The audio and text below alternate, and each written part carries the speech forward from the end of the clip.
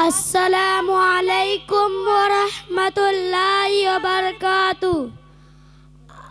हदीस नंबर 1, इन्नमल आमालु बिन्नियाति। तर्जुमा सारे अमल से।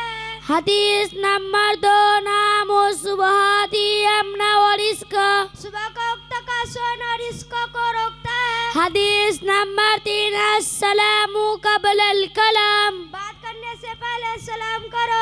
हदीस नंबर 4, अत्तहुरु शत्रुल ईमान। बाकी आधा ईमान है। हदीस नंबर 5, अल-वुदूउ मिफ्ताहुस सलाह। वजू नमाज की कुंजी है। हदीस नंबर 6, अस्सलातु इमादुद्दीन। नमाज दिन का सुतून है। हदीस नंबर 7, अद्दुआउ मुखुल इबादती। दुआ इबादत का मगज़ है। हदीस नंबर 8, अद्दुआउ मुखुल इबादती।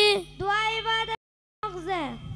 हदीस नंबर 8, अफजलुल इबादती किराअतुल कुरान। कुरान की तिलावत बेहतरीन इबादत है। हदीस नंबर 9, अक्रिमुल गुज़।